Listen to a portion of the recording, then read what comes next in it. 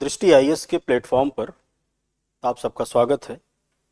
मेरा नाम सुनील सिंह है और हम लोग आज असम में मई महीने में बाढ़ क्यों आती है इसको समझने का प्रयास करते हैं। ध्यान रखना है कि मई महीने में राजस्थान, उत्तर प्रदेश, पंजाब, हरियाणा ये सभी राज्य भयंकर गर्मी और लू की चपेट में रहते हैं। असम में बाढ़ क्यों आती है इसी को समझना है। असम राज्य की लोकेशन आप ये देख रहे हैं। असम राज्य का विस्तार है। मई महीने में यहाँ पर वर्षा हो रही है, बाढ़ आ रही है। ये पूरा का पूरा भूभाग ये शुष्क बना हुआ है। ऐसा क्यों होता है? तो इसके उत्तर के लिए हमको ये बताना है। पहली चीज़ तो ये है कि यहाँ का तापमान बढ़ा हुआ रहता है। अब प्रश्न ये है कि असम में तापमान मई महीने में क्यों बढ़ा हुआ है? तो उसके पीछे कुछ कारण हैं। पहला कारण यह है कि गेहूं की फसल कट चुकी है, खेत खलिहान बिल्कुल खाली हैं, सूर्य की प्रकाश किरणें धरातल पर सीधे सीधे पड़ रही हैं और तापमान बढ़ रहा है। तो तापमान बढ़ने का पहला कारण ये हुआ। दूसरा कारण चीन का प्रभाव भी है। विगत कुछ वर्षों में चीन ने ब्रह्मपुत्र नदी पर जगह जगह बांधों की श्रृंखला सी विकसित कर ली। इसका नतीजा ये हुआ कि ब्रह्मपुत्र नदी में जल की मात्रा मई महीने में काफ़ी घट जाती है। जाहिर है कि नदी में जल की मात्रा जब घटेगी, खासतौर से ब्रह्मपुत्र नदी में जिसके किनारों पर कंकड़ और पत्थर के ढेर जैसे पाए जाते हैं, तो वो जब जल की मात्रा घटेगी तो वो कंकड़ पत्थर गर्म होंगे और आसपास के भूभाग के तापमान को वो बढ़ाने का कार्य करेंगे। तो चीन के प्रभाव की वजह से भी ब्रह्मपुत्र नदी की घाटी और उसके आसपास के क्षेत्रों का तापमान बढ़ता है। तीसरा एक और कारण है वनों का विनाश।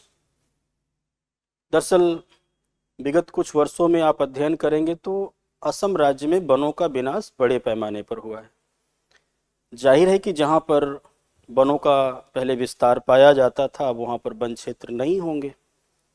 नग्न पड़ी चट्टानों पर जब सूर्य का प्रकाश पड़ेगा तो वो चट्टानें गर्म होंगी और वहाँ का तापमान बढ़ेगा। और इसी बढ़े हुए तापमान की वजह से, चाहे वो वन विनाश की वजह से हो रहा हो, चाहे वो नग्न पड़ी हुई भूमियों पर सूर्य के प्रकाश पड़ने के कारण हो रहा हो, या ब्रह्मपुत्र नदी घाटी के गर्म होने के कारण हो रहा हो, वहाँ का तापमान बढ़ता है। और जैसे ही वहाँ का तापमान बढ़ेगा तो यहाँ पर बनेगा हाई टेम्परेचर लो प्रेशर, यानी उच्च तापमान और निम्न वायुदाब की परिस्थितियाँ बनती हैं। यहाँ पर बंगाल की खाड़ी से नम हवाएं अग्रसर होंगी उस निम्न वायुदाब को भरने के लिए। अब ये भी ध्यान रखिएगा कि जैसे जैसे बंगाल की खाड़ी से ये हवाएं दक्षिण से उत्तर दिशा में आगे बढ़ती हैं तो उत्तर की तरफ बढ़ते बढ़ते आप ये देखेंगे कि यहाँ पर भूभाग का ढाल लगातार बढ़ता जाता है। आप ये कह सकते हैं कि जैसे जैसे बंगाल की खाड़ी की हवाएं उत्तर दिशा में आगे बढ़ती हैं तो पर्वतीय ढाल के सहारे लगातार ऊपर उठ रही होती हैं, और पर्याप्त मात्रा में जब वो हवाएं ऊपर उठ जाती हैं तो असम राज्य तक पहुंचते पहुंचते उनमें संघनन शुरू हो जाता है और वर्षा होने लगती है। और यही कारण है कि असम राज्य में मई महीने में बाढ़ आ जाती है।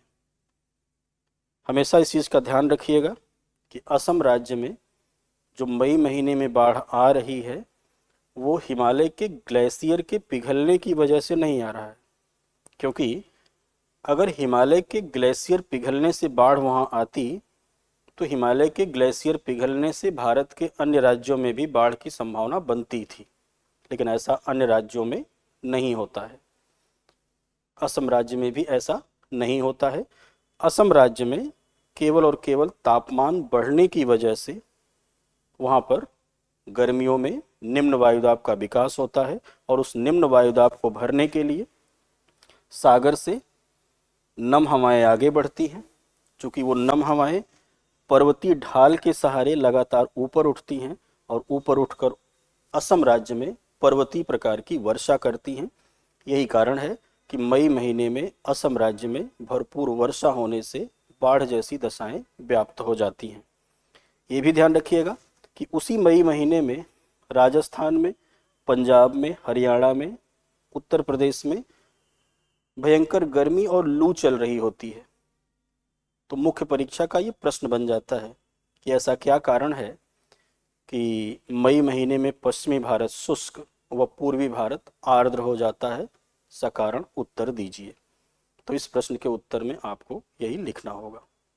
Thank you. अब एग्जाम की तैयारी को और बेहतर करने के लिए हमारे चैनल को लाइक, शेयर और सब्सक्राइब करना ना भूलें।